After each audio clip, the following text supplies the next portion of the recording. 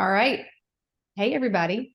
Welcome to our Chalk Talk with Austin Dillard. I'm very excited about this because, we have pretty cool guest speakers, Chalk Talks, but I think anytime that we can have someone that comes in with a different lens, so like not coaching, not really like, I know you're in administration, right? But like that financial lens, I think is a very cool and unique one and a different angle when it comes to college athletics. So I'm really excited to pick Austin's brain. Also now, what, like 6 months, a year? Have we known? I don't know how long have you been here?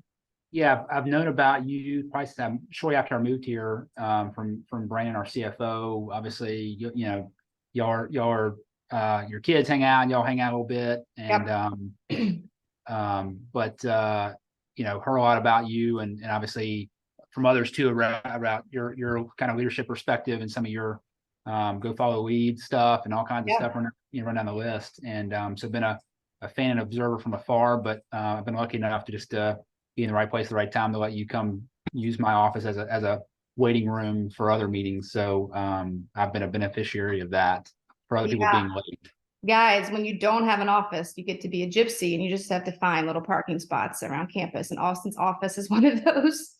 And we like to talk about bourbon too. And also Austin he and his wife just welcomed their second child. And so the bags under my eyes are a result of that. But we're here. Coffee was working this morning. I hear you. Well, I'm going to pitch it over to you and let you just kind of share your story. I love for our students to hear about everybody's path because I think we kind of have this idea that things have got to look a certain way and they don't always go that way. So let you talk about yourself and then we'll get into some Q&A. Sure. I've been at Clemson for a little over 2 years. I have a son and a daughter now.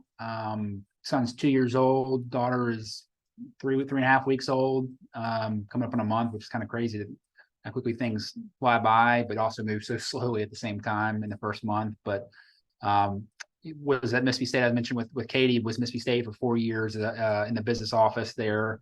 But actually before going to Mississippi State was here in the ticket office.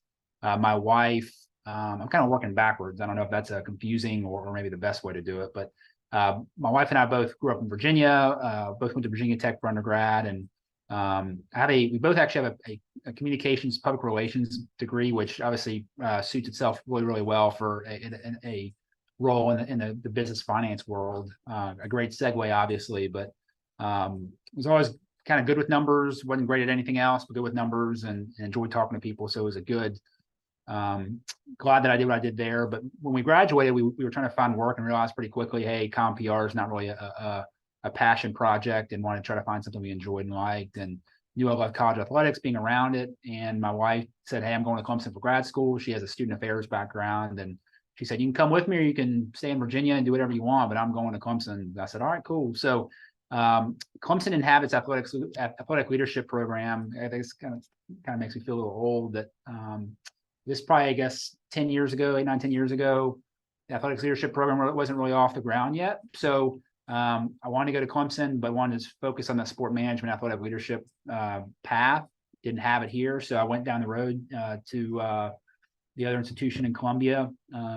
But with the caveat, yes, I have a degree from there, but the caveat, my heart certainly bleeds orange in that respect. So, but came back here, we were engaged, and just wanted to find a start. So talking, kind of segueing into my path in athletics, try to find something just to get an opportunity. I always try to tell a lot of our, whether it's our students or the undergrad students, grad students, people just trying to find their way or break into the business. Getting your start is going to look different for a lot of people. And just because you start in something doesn't always mean that has to be your linear path forward. But I got a job in the ticket office. It was just a great opportunity to break in, be around people, see it, be around, game days and meet people. And I did that for 9 months. That was back in the 2016-17 athletic season, back when it was a cool year, obviously national championship year for football. So, got to be a part of a lot of cool operations, but that's where I met Graham Neff. It's where I met Eric George, who's now the deputy athletic director at Mississippi State. But they connected me with Jared Benko, who's the athletic director at Georgia Southern now. He was the CFO at Mississippi State at the time, and said, hey, Austin, I know, business finance isn't maybe what you're interested in. At the time, I was interested in fundraising. I love talking to people, love developing those relationships. And thought that's what I wanted to do. And they connected me with Jared Benko, said, hey, I think you should have a conversation with him about this business finance space. The business finance area in college athletics, I always say, is it's not rocket science, not brain surgery, but it is important, significant. So I don't think you necessarily have to be a CPA or be a accounting background. It certainly helps, but I think it's important to understand the nuance of the business and the complexities that we deal with. And again, being good with numbers, I think, was something that kind of helped. So that's kind of how I paved my way. And I think it's so integrally important early on in your career. Who you work for is sometimes more important than necessarily what you're doing. Because if you work for really good people, they can set you up for further success and help you pivot. And I always the analogy I compare in our business, or really any pathway forward can oftentimes be like Frogger or driving down the highway. Sometimes you got to get in the left lane or right lane to get around certain opportunities or make your own opportunities. And so I kind of hitched my wagon to Jared Benko, who kind of allowed me. He kind of got me in the express lane a little bit in terms of helping me understand and learn quickly and meet people that helped get me to where I am here. So long-winded answer to the question on my background and story, but certainly one that's unique. And I know you mentioned, Jana, call it the blueprint or call it how you kind of pave your path. Yeah, I think there's different ways to do it. And you look in our office, I mean, our CFO, Brandon, he's got, more of a finance accounting, not an accounting background, but more kind of finance business background. And there's just different ways to get there. But I think it's important that in our business that you have to be willing to obviously be committed to it. There's people who want to work in athletics, and I always say, kind of like, I think I don't know if it's Tony Dungy or maybe it was another football coach said, do you love football, what football gives to you? Sometimes with athletics, a little bit of the same. Do you love athletics or just what it gives you? If you're in it for the swag, you're in it for just the paw, then you may not get a lot of fulfillment out of it. But if you truly love being around it and love understanding the impact it can have, whether it's beyond student athletes, whether it just beyond the community at large, then I think you can find a lot of gratification in it. And for me, that's what it is. I'm not a great athlete. Wasn't a student athlete in college. But to me, I'm really competitive. And to me, this allows me to be competitive and find ways to kind of fill that competitive itch to make decisions or just be part of decisions or carrying out decisions that are made by others above me to kind of help our teams be successful. So that's kind of how I got to where I am and what kind of fuels my fire a little bit. So I know that's kind of a non-linear path to where I am, but hopefully that makes some sense. Yeah, linear is boring. So I love that. Can you just give us, and I knew I told you I was going to give you like a different question first, but I'm still going to get there. But I think it would be helpful. Could you explain, so the business office is what your office is, right? That's what it's called. Yep. And Yep. so how many people do you have in there? What is y'all's primary role? Like what is coming in and out of quote unquote the business office? Yeah, so every shop across the country and each institution can structure itself a little differently depending on how narrow or broad it wants to be involved. Some institutions that business office includes, every business office is going to include a lot of accounting, accounts payable, just general like fiscal transactions, budget reporting with coaches and such, NCAA and EADA reporting with from a broader standpoint, and obviously communication up to the athletic director.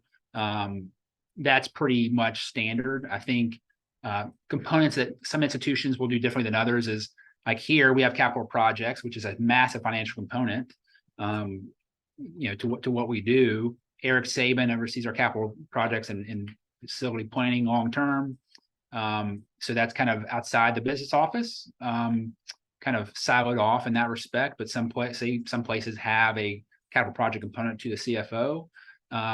HR can be a component of the business office, and in a lot of places here it's segmented off where Kyle Young oversees that area. So we're fortunate that we have really competent people who are really smart and really good at their jobs to kind of help oversee that here, because we have 350 fighting tigers, as we call them, full-time staff members. So a big task. So Kyle Young does a great job, and obviously Jordy Keir helps with that as well. And then Eric Saban, I think we have over $200 million worth of capital projects on the docket for the next 5 years, which is crazy to think about.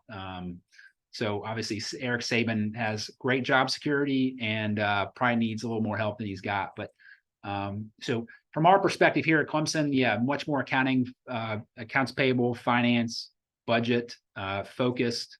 And obviously just with a lot of the nature of our budgets, we have I think $165-185 million budget, depending on how you report it, coming up this current year. So we have certainly stayed plenty busy. We've got Brandon Hall, our CFO, who I report to, myself, and then below me, we've got 5 full-time staff members and a couple student interns. So from a comparative standpoint across the country, we're pretty average in terms of our size.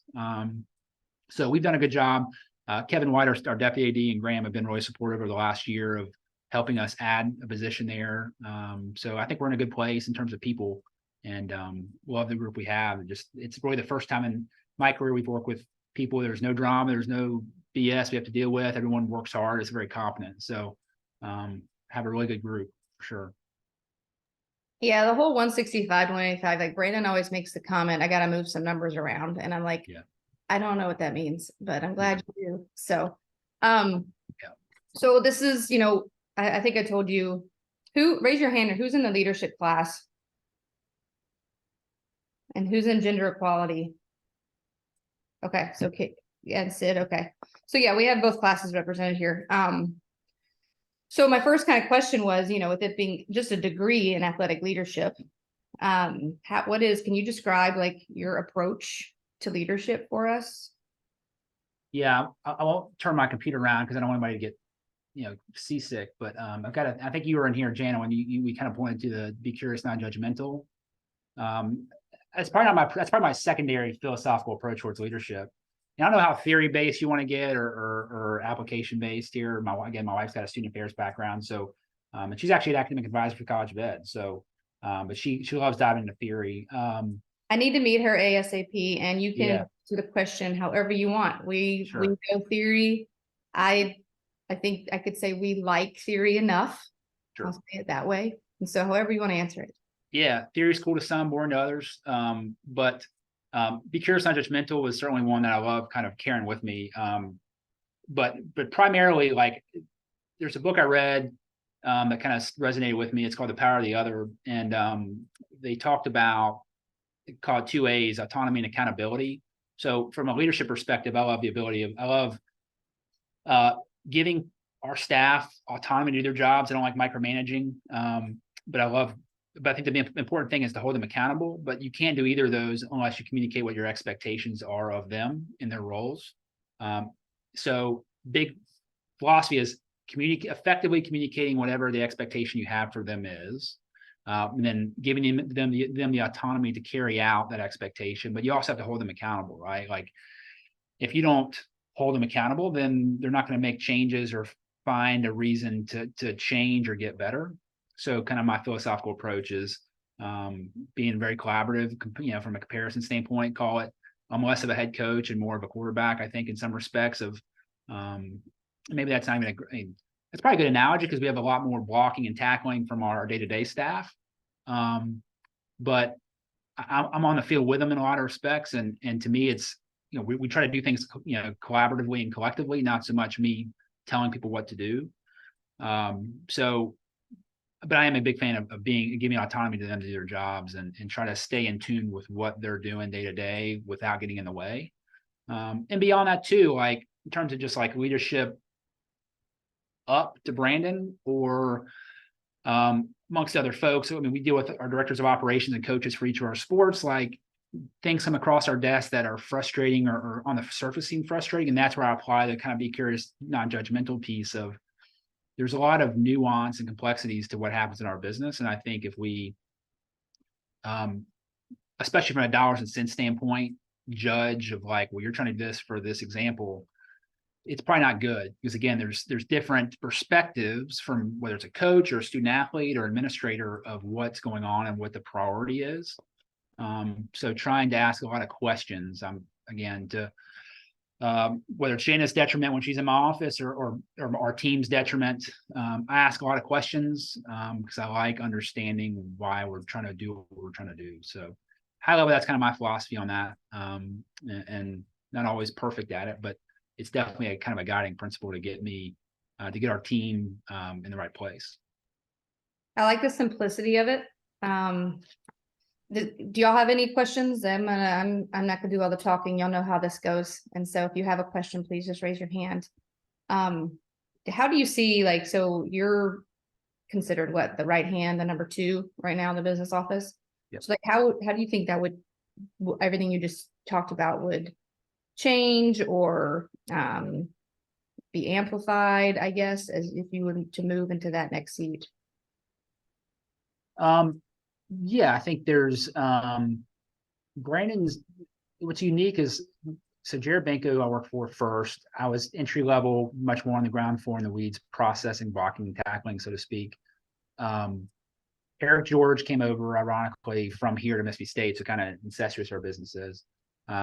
Still similar, but when I came here, but still kind of very much worked for them. I work for Brandon Hall, but he does a great job of empowering me, just because he's a great leader in terms of, I call him not a passive leader, but like he knows and trusts the people that he hires to do their jobs, and he's not going to micromanage. And he's made me feel personally like much more of a, not a peer, because again, I work for him. You know, I always say I work at the pleasure of Brandon Hall, but it's much more collaborative and not just directive. So he's allowed me to feel like I'm a part of decision-making processes, or just part of meetings that help us inform. Because a lot of times from from the CFO chair, it's more of just making decisions, sure, but it's also understanding the full scope of the entire department. Because I always hear and say, you go through the budget process each spring, and it's 42 meetings with, 42 different operational units within the department and 21 sports. And yes, $185 million is a lot of money, but we still have a lot of challenges, because I always kind of, go back to Biggie, more money, more problems. Everybody knows how much money we have. And sometimes, volleyball wants to push because they know, hey, like we're financially in a good spot here compared to our peers within the league at Clemson. So there's a lot of pressure, and all our coaches want to be successful. So they're going to push and promote and press to get whatever they can, not selfishly, but like, that's their job, right? Is, Amanda's job is to advocate to get the best out of her team they can. We have a lot of mouths to feed, so trying to prioritize that is sometimes challenging.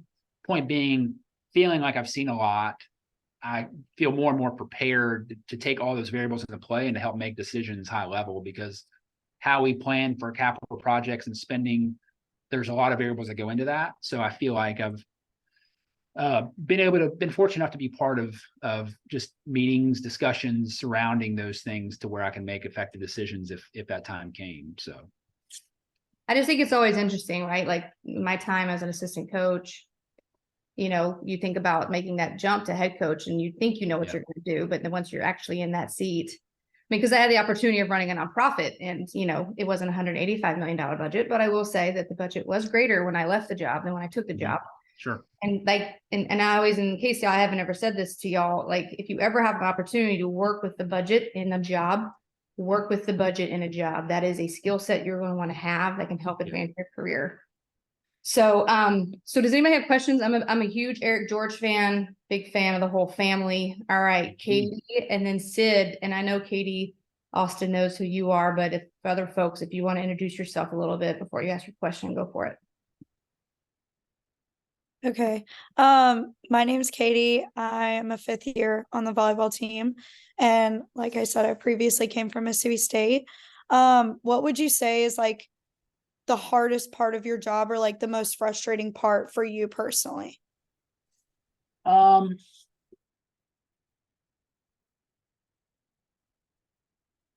Two things that aggravate me, and I'm going to be candid. I don't think we get this a lot, but I think what's really frustrating, like ego and greed, are two things just as a human being I get frustrated with. And there are some coaches or staff who they want something without willing to think. Again, they want something without being curious about how it impacts the enterprise at large. And I think there are times where, and it's not always coaches. I mean, it's whether it's student athletes at times. Our student athletes are great, but I think there are constituents that we deal with that sometimes make decisions or want things with limited perspective of how that impacts things at large. And I think that's probably the most frustrating thing at times. That or, there are times where we might have staff who, our job in our business office, and from my perspective, we're a customer service wing. Okay. So like our job is to try to serve our coaches and staff. And we don't have a lot of student athlete engagement, which, for me, I wish we had more of, but that's just not the nature of what we do. Our job is to help our director of operations. Or like for Katie, from your perspective, like Haley is a big connection point for us. So we want to serve Haley and serve Jackie and each of the coaches. And I think sometimes when human beings have confrontation or conversation, when people are not very pleasant about things and again don't try to understand, sometimes we have to be the jerk to people, saying, hey, here's our policies and procedures, you didn't fall within the confines of that. That can be frustrating. I just get frustrated when human beings, I kind of, rule number one, don't be a jerk. I don't appreciate people not at least coming from a place of understanding with us. And candidly, like Jackie, she's one of the head coaches who's actively involved from a budget standpoint, does a great job with it. And I know she cares, she treats the money like it's her own. And Haley does a fantastic job in terms of just being prepared. So, we don't necessarily, volleyball is not a problem child for us from an operational financial standpoint. But we do have frustrations with people who aren't willing to think high level of like how it impacts things. And sometimes we have to say no to things, which stinks. So that's the hard part, is when we go through budget process, when we got to say no to things and cut things back, and someone may come to us and say, hey, we want to invest in X, Y, and Z. And we have to say, sorry, we can't do it. That's probably the most painful, because we want to help everybody as much as we can. We want every single program in sport to be as successful as it can be. And sometimes we just can't afford to do it, even though we have a large budget. The demand, when we get budget requests, we put them all together in one massive worksheet, Excel spreadsheet. Sounds exciting, right? And what the request amount far exceeds what we end up submitting to campus. So that just goes to show, like, demand is much higher than supply from a dollars and cents standpoint. And that's probably the hardest thing, is telling people no. But you have to do it, or else we're going to be in a little bit of financial ruin. So that's probably the hardest part, for sure. Do you think the business office or the compliance office says no more? It's shifted away from compliance, because the NCAA has basically gotten sued enough times to where they've said compliance is no longer the bad guy or girl, which is kind of ironic. So nowadays we say, because it used to be, go ask compliance, they'll tell you no. Now it's go ask compliance, they'll kick you back to us so we can tell you no. So that's hard and difficult, because it's no longer an NCAA restriction. It's more of just a budgetary restriction, which if it's an NCAA restriction, it's easy because the NCAA said no, you can't do it. But when the business office said there's not enough money, they, a lot of times low-hanging fruit, right? It's like, well, look at football, or look at what basketball is doing, or whatever. And that's hard. Because, for me, I'm a huge advocate of what Title IX has done for college athletics and just women's sports in general, and the growth of women's sports over specifically the last 10 years. I know predates that in terms of the success, but it's blown up, right? Like, women's sports is the future of college athletics in a lot of respects. And in the same vein, equitable treatment of sports is really, really challenging. I mean, that's just me being blunt, like raw with you all, of like, we want to obtain that, but how you obtain that is really challenging, because you look at women's basketball and men's basketball, right? Like, both programs have different needs, wants, and priorities. And sometimes accomplishing, call it, equity there is not easy. A lot of times there's low-hanging fruit of like, hey, we can improve this and we need to do better in this. But that is really a challenge. Talk about adding to keep me up, and not to say keeps me up at night, but it proposes a lot of challenges for sure. I mean, if you want to start with equitable head coach salaries, I support that. Yeah, that's another fun All right, Sid. I just, I could not say it. So, yeah. All right, Sid, go ahead, hon. Hi, my name's Cindy Brown. I'm the GA for the women's basketball program here. And you were talking a bit about your leadership style, about giving, interns, GAs autonomy, and that's kind of what you focus on leadership wise. Was there a way like when you were in those positions as an intern or kind of this learning position, Yeah. did you wish you were led in a different way that you're trying to apply now? Does that make sense? Like, Not necessarily. I was fortunate. I got the job in the ticket office. Owen Godfrey was the head of ticketing, and he's now at the Charlotte Sports Foundation. And Owen was really, really good. It's funny, like my mentality, my wife gets ticked at me, but I always say kind of control what you can control. And I know it's probably a naive or maybe borderline ignorant thing to say at certain moments, but you know, a lot of things in life you can't control, and identifying ways to find control over those certain outcomes is one that's challenging, but oftentimes doable.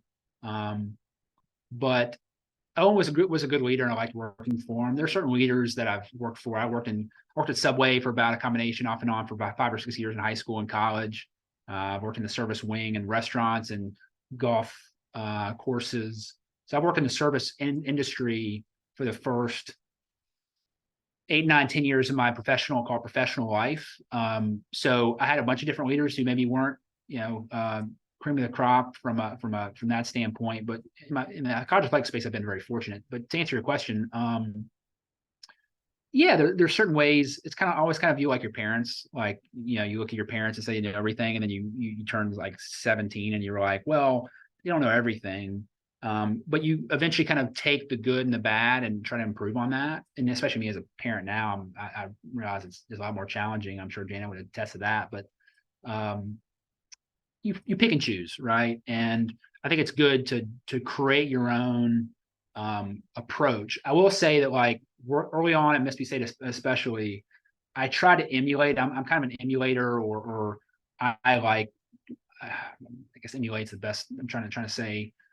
I would see Jared do certain things, and I try to do the exact same thing, and everybody would start calling, kind of like, "Hey, that's me. That's Jared Jr. over there." And it's like, it took me 2 years professionally to eventually realize, like, no, be yourself, be self-aware of your own shortcomings or areas of improvement. But I do think it's important to like draft or craft whatever leadership style you want to create to who you are.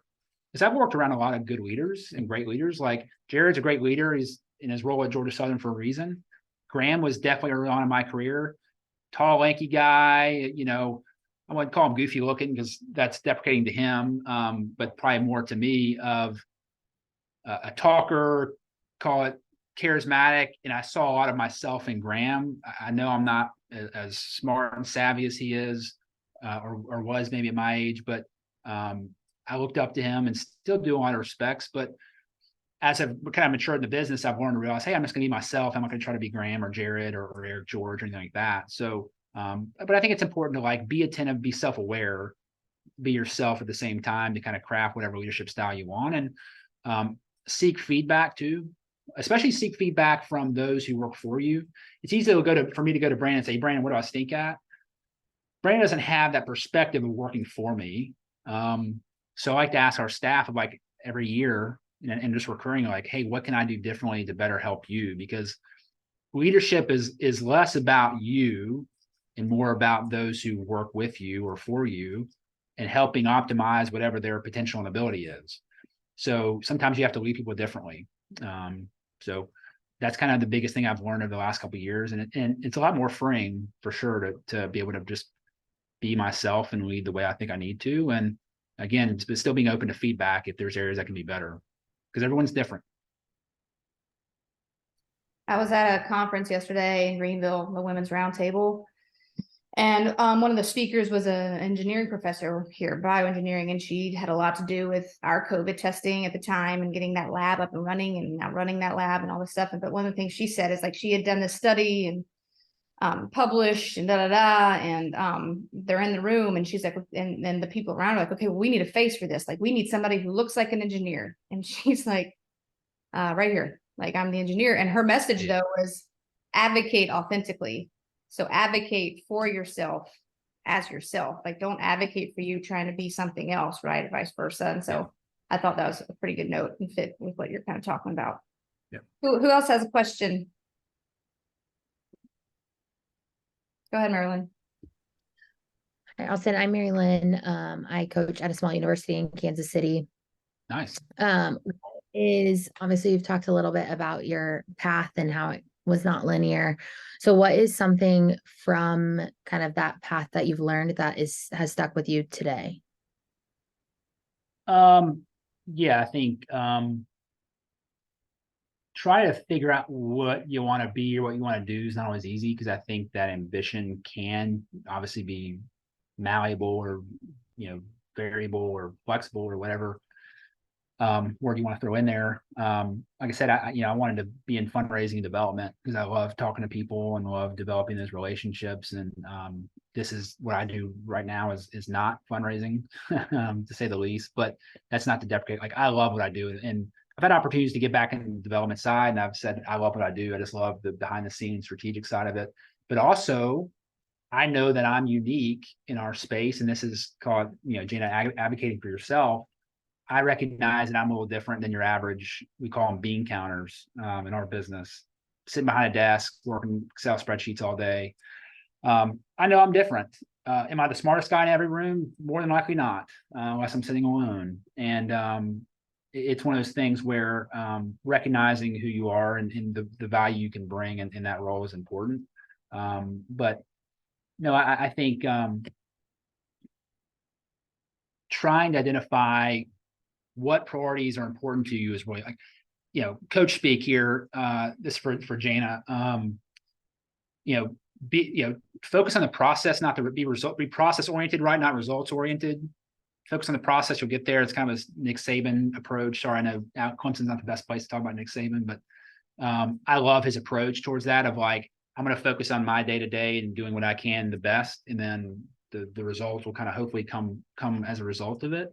And I think that's an approach, like, even figure out from a career progression standpoint, focus on the process of how you improve and get better more so than it's great to say, hey, I want to be an AD here. I want to be, you said you're a coach, you're on the coaching side, or you, right? Yeah, I coach volleyball. I'm the head volleyball coach at a small university. Yeah. Cool. So if it's going to a larger, different program institution, right, like focusing on your process and stuff at your current institution, I think is really, really important.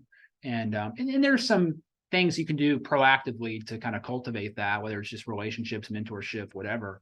What I think I've learned more is, like, I try to keep my head buried in the sand a little bit in terms of, like, here at Clemson, I'm not really worried about as much about future opportunities, whatever happens beyond my current role. But I do think it's important, obviously, to like think ahead of what you want to accomplish. And really just, what are the variables that are most important to you? Like, for me personally, like, my family is obviously very important to me. And like, I have family in Virginia, and being close is, to them is important. Like, I had an opportunity, the athletic director at Mississippi State, who left and went to Auburn. I think last year he reached out about an opportunity, similar to what I'm doing now, and said, hey, would you be interested in coming and working here? And pay was frankly kind of stupid, like good, like it was way too much for what I would pay for me doing my job. And it was one of those things where, and I said, if you could see it, it's not anything towards me. I think it's just the SEC in some respects, but to me, like, family was important, and I didn't want to move further away from my family. So like, for me, I've identified the variables that are important to me: my family, proximity, culture. I love big time college football. That's just, maybe I'm, sound like a naive or whatever, or kind of like a fanboy, but like, I just love college football, being around it, and I love the impact it has on Clemson and just, Clemson faithful altogether. And I don't shy away from that. I don't hide from that. I know what I want and what I want to get out of the job.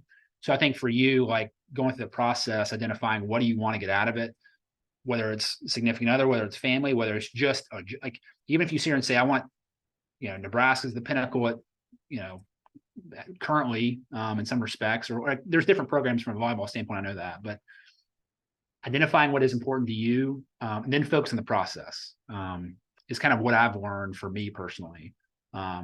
Is less worried about, like, let me go network and kind of schmooze and kiss butt and just to get the job. Like, no, I want to be, there are jobs that people have reached out about, like, hey, Austin, would you be interested in this job? CFO jobs at smaller institutions. And it's like, no, I'm not ready. Like, do I think I can be ready at some point? Sure. But I've been in love with the process of getting here and trying to do it the right way, at the right pace, to learn the right things. So when I do get the next job, if that occurs before I'm 60, then I want to be prepared for it. So I think I have your next favorite quote. I heard it yesterday, and it was from Nicole Lynn, who is like helped manage Jalen Hurts, had Quentin Williams, like she's a sports agent, and just Yeah, that's right. Yeah, she was the keynote yesterday, and yeah, nice. she said excellence is your greatest currency. Like whatever is next, whatever is the next, being excellent and exchanging in the world of excellence right now and what you're doing is going to take care of that. I thought that was really good. Like just exchange in excellence. So, Agreed. yeah. And don't worry about Nick Saban. I mean, like, he's a pretty good coach. I think we can talk about From an athletic leadership standpoint, he's not the worst person to. Yeah, I think we can talk about that guy a little bit. So what else, y'all? Yeah, Nick.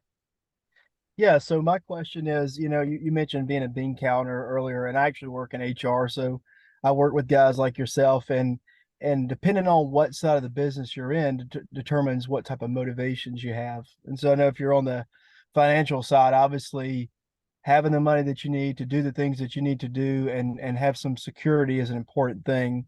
So how do you how do you manage leadership, which is a lot of times about getting stuff done, sometimes it costs money, with also managing the business finance side of things? How do you I guess balance those two? Yeah, we have conversations not hypothetically, but like theoretically in our business, and it's funny, like professional sports, maybe it's not funny, but professional sports,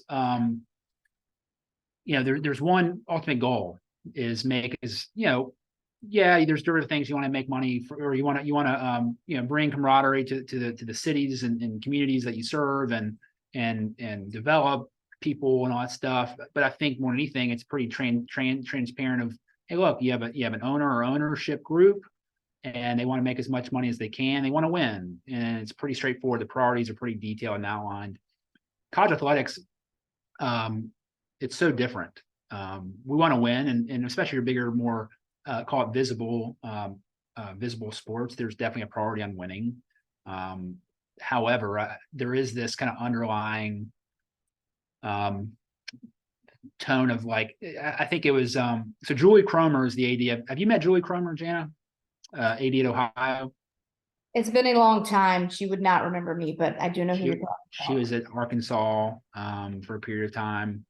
Julie Cromer is AD at Ohio. I heard her speak with Graham last summer in Vegas at our convention, and she said something. She said, our business is the intersection of so many different variables, and whether it's student athletes, whether it's just fans in general, whether it's just the community involvement piece. But even for students, you talk about student athletes want to be successful in their respective sport and craft. But there's also like the personal development aspect that professional sports doesn't really spend as much time on. Like, just thinking about you, Katie, like, we want y'all to win and be successful. Like, I'm a huge fan. My 2-year-old son loves volleyball. And he absolutely, we watch it on TV if we're not at the game, and he always loves cheering on Besser's mom and each of our coaches. Like that's the impact that y'all and Clemson, the Paul, has on us. But obviously, from your perspective, like, you want to win and win games, be successful. But there's also like the developmental component of what I think our mission and goal is for you all as human beings, because it's more than just the transaction of, hey, y'all help. Like, you are a student athlete here. Yes, we want to win matches, but the same, like, we want to develop you as a human being. That's an important component of what we do. So, like, success looks differently here than just dollars and cents. Not to mention, like, each of our Olympic sports that don't generate revenue directly, like, there's no ROI, but it's still a part of our mission and goal to be competitive and successful. And it's a large piece of the pie of what makes Clemson in terms of its impact on the community, and just people in general. Like that's the goal of I think the institution as a whole is development of people and community. So the reason I say all that is because you try to make decisions that are much more complex than just dollars and cents ROI. So there's so many layers of it. And I've actually once asked Graham this question back in 2016. I was bugging him about just learning from him. He was the deputy AD here at the time. And I just kind of said, how do you prioritize decision making? And I think we're going through a strategic plan here in athletics right now, developing one for the first time in 20 years, I think it is. And understanding what Graham and President Clements and our leadership, even internally, what their priorities are is really important for us because it helps us make better decisions that embody their priorities. He once said, and it was really cool, kind of make it's not a Venn diagram, but whatever the box diagram is, where it's like, here is, student athletes, or, here's wants and needs. And then there's like the student athlete and then the coach or staff. And you kind of prioritize those quadrants of like, student athlete needs to be our number one priority when it comes to making decisions. Student athlete want versus staff need might be kind of like, how do you pick and choose? And then staff, coaches want, something they think is kind of sexy, but isn't really a need in terms of a variable towards success, usually comes last. But how you prioritize decision making is really important for us. And obviously, with all of that, going through the budget process, like, how do you do all that within the confines of the dollars we have available to us is really challenging. So I don't know if that even answers your question, but I think starting with like understanding what your guiding principles are from a entity, from a enterprise is really important, because we want to serve our coaches and student athletes the best way we can, help them be successful. And that just looks different to different people and different teams, different personnel. So. Yeah, that was exactly what I was looking for, because ultimately it gets down into, like you mentioned, decision making, right? That's kind of the name of the game. So yeah, 100%. If you take ethics next semester, you will have to create a decision-making model. So something to look forward to for those of you that get to do that. Because I think decision-making is like top 3 skills of elite leadership. Like the folks, not necessarily how quickly, but like how well, how consistent. Yeah, I want to share something too, Jan. I think like what's interesting, getting in the theory side of things, like I'm someone who I like to be like a collaborator, or like getting everybody's input and then make a decision. And sometimes it can be really good. I think Graham does a really great job of it historically in his previous role. As an AD, it's a little different in terms of like how you have to collaborate, but you don't have somebody above you kind of like, telling exactly what we're going to do. But I've learned over the last probably 2 years, yes, you don't always have to make a quick decision, but you do have to make a decision in some capacity.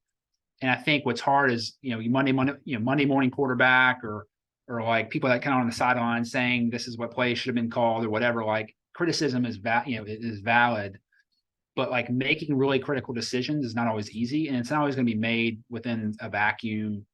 To be able to just kind of sit back and assess. Sometimes it either has to be a really quick decision, or it's a really large decision with limited variables. And I think sometimes even for me, as I've grown in my career, I'm doing less processing. And I think like from our perspective, what you consider to be value is like, where's the value? Like how many invoices did you process, and how many, journal entries did you process? And it's very process driven. And as I've grown, I've done less of that. So like, I can't quantify my value as much to the enterprise. And it's really hard for me because I'm, kind of, again, trying to be self-aware of like, hey, what's my value to Clemson?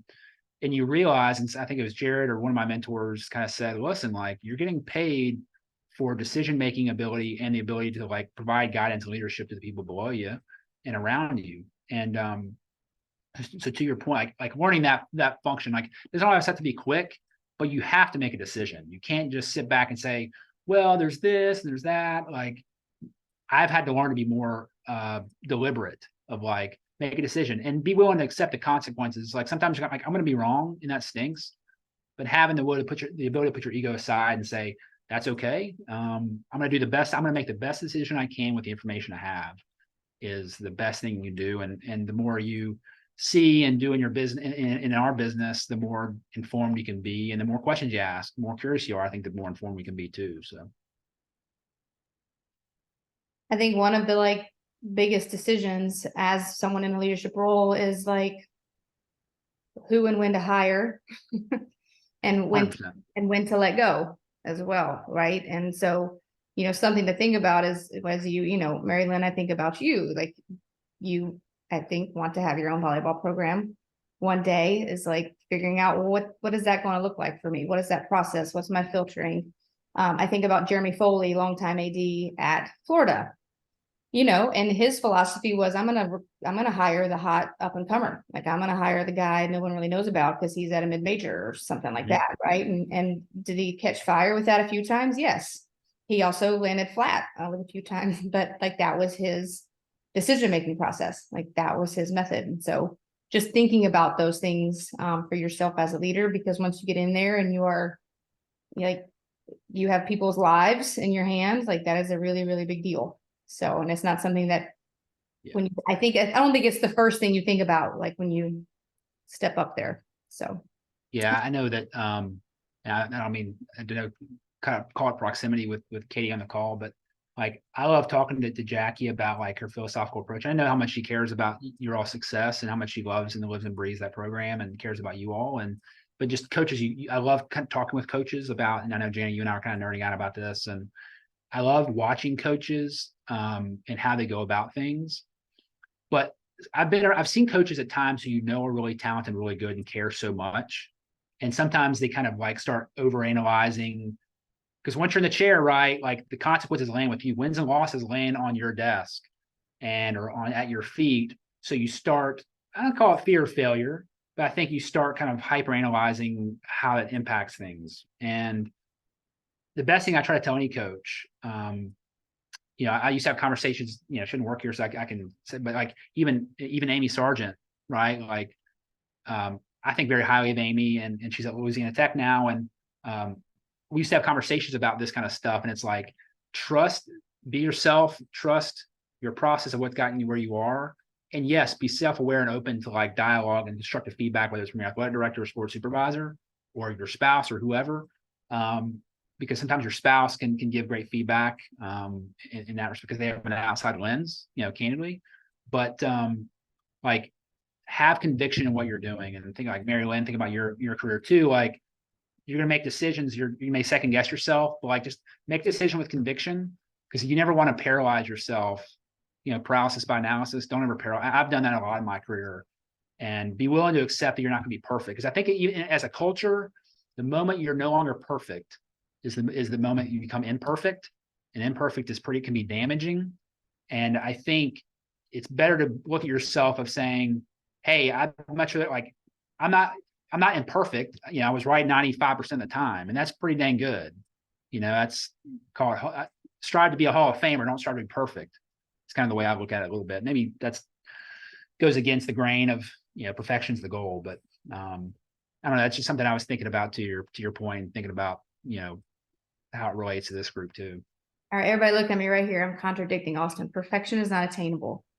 And when we get in our sports psych class, we'll talk about that too. Yeah. Austin, we're going to talk later. Yep. I think that's, Bourbon, I mean, and I don't know, decision making, like I could sit and talk about this because I just have a lot of respect for really good decision makers. Because sometimes I think too, like a wrong decision is often better than no decision at all, because no decision leads to confusion and stagnant. People are stagnant, and at least a wrong decision could say, well, we can scratch that one off the list. What's next? Like, let's try this again. Right. So, I'm not saying, take your time, do your due diligence. Right. But, anyway, we talked a lot in this class, like your core values, those being the driving factor in decision making, right? Like those are the filtering process of how we go about doing things. So it is like 12:52. I think Sydney is a GA in the class, and so she technically doesn't have to ask the question, but if you want to, you can. But everyone else has kind of checked their participation box. So unless someone else has something to ask Austin, we can say goodbye and start the weekend. Kind of, sort of, not really. But. Yeah, easy. I'm here till 5. We're having Nehemiah's birthday party at the house tonight at 5:30. Nice. Yeah. We got a bounce. I guess not bounce. It's not bounce house weather out there, but He wants a football party. And oh yeah, that's right. Yeah. We have a stool at the top of the hill with a rock on it, and we will be lining our backyard. And So all of our all, friends, all of his guy friends and then Maddie. he said, it's exactly who he said he wanted invited. All boys plus Maddie. We'll be wearing football jerseys. I got some eye black. Amanda actually reached out to Nick Eason on the football staff. I have a bag of stuff from them in my car that's very heavy. And yeah, that's what we'll be doing. And there will be a bonfire. I would invite y'all, Austin, but I mean, 1 month old, she doesn't have her shots yet. So Yeah, I don't know if the wife would be open to hanging out in 35. around a bunch of other little kiddos who are in daycares and elementary schools. So We'll enjoy. I may go to bed at 8:30. We'll see. yeah. Well, guys, it's been great. Austin, appreciate you. This is just, I love the perspective. I love something, not that I don't love coaches, right? But this is just a very different, that's the other thing too, is like, there are a lot of different ways to stay involved in athletics. And I think yours is a very, a cool one that we don't think about very often. So. Appreciate the highlight on the business office and accounting community.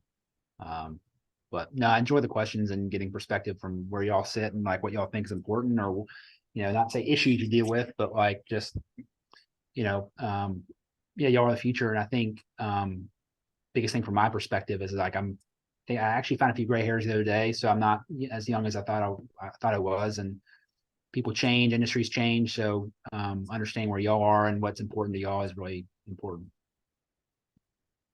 Austin's office is in McFadden. And I'll happily share his email if anybody has any follow-ups, okay? Yep. All right, y'all. Go Tigers. Have a great day. Appreciate y'all. Talk to Thank you later. you. Austin, thank you. Got it. See you.